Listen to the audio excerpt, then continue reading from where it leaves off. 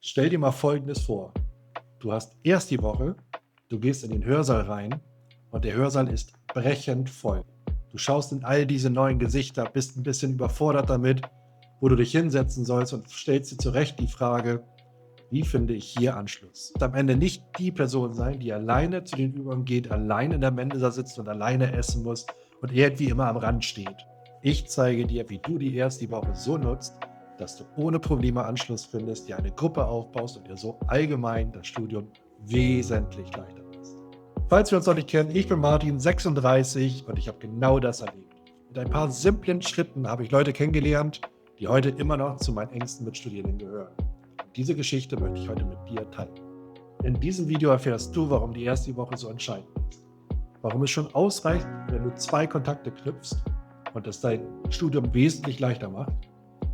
Welche Fehler du unbedingt vermeiden solltest. Und viertens, ein extra Tipp, falls du ein bisschen zurückhaltender bist, mit welchen Icebreakern du arbeiten kannst, um Leute kennenzulernen.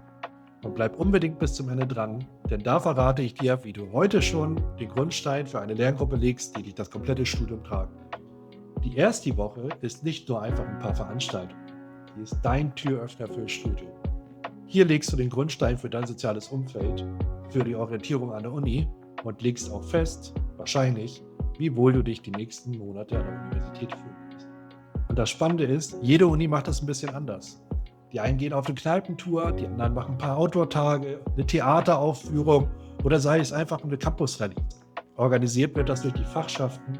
Das sind Studierende in einem höheren Semester, die schon wissen, wie der Hase läuft, die dich an die Hand nehmen, damit du dich schnell eingewöhnst. Viele unterschätzen das. Sie bleiben lieber zu Hause oder kommen gleich zu einer Veranstaltung und merken dann, dass das dann doch der perfekte Zeitpunkt gewesen wäre, um Kontakte zu knüpfen. Das aber später nachzuholen, ist wesentlich schwieriger. Hier ist der wichtigste Punkt. Du musst nicht alle Leute kennenlernen. Du brauchst dich nicht überfordern. Es reichen meistens schon 2 Kontakte und aus diesen 2 Kontakten bilden sich dann kleine Grüppchen. Diese Grüppchen begleiten dich dann zu Vorlesungen, zu Übungen, meistens auch privat. Und das ist ein riesiger Unterschied, ob du jetzt alleine in der Vorlesung, in Übung gehst oder mit 2 Leuten im Schlepptau oder einer kleinen Gruppe im Schlepptau bist. Das fühlt sich gleich direkt anders an. Und deswegen mach dir keinen Druck, mit allen Leuten zu reden. Fokussiere dich darauf, 2 Menschen zu finden, mit denen du dich einigermaßen verstehst und der Rest ergibt sich von ganz allein. Ich gebe dir mal ein Beispiel, wie es bei mir war.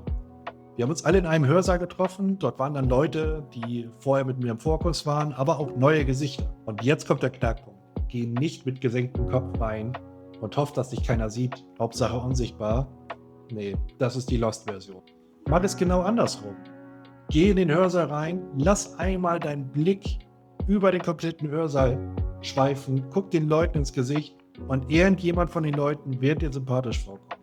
Setz dich dann neben diese Person. Je früher du da bist, desto mehr Auswahl an Plätzen und Nachbarn hast du. Je später du da bist, kannst du davon ausgehen, der Raum wird maßlos überfüllt sein und du wirst dir nicht aussuchen können, neben wem du sitzt. Auch das ist kein Problem. In den meisten Fällen habt ihr alle denselben Studiengang. Das heißt, ihr belegt dieselben Kurse, ihr habt dieselben Probleme, ihr habt dieselben Gedanken. Das sind alles perfekte Eisbrecher. Du kannst zum Beispiel direkt fragen, hast du das schon geschafft, dich bei den Modulen anzumelden? Findest du das auch so kompliziert? Das wirkt alles banal, aber das sind die perfekten Einstiegspunkte. Bei mir war es so, ich hatte mich schon vor der ersten Woche mit dem Universitätssystem auseinandergesetzt und wusste, wie ich mich zu Modulen anmelde.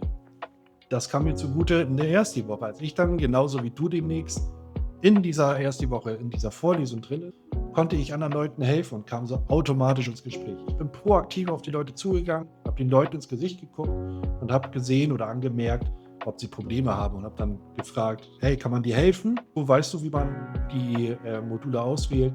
Oder kann man dich da irgendwie unterstützen?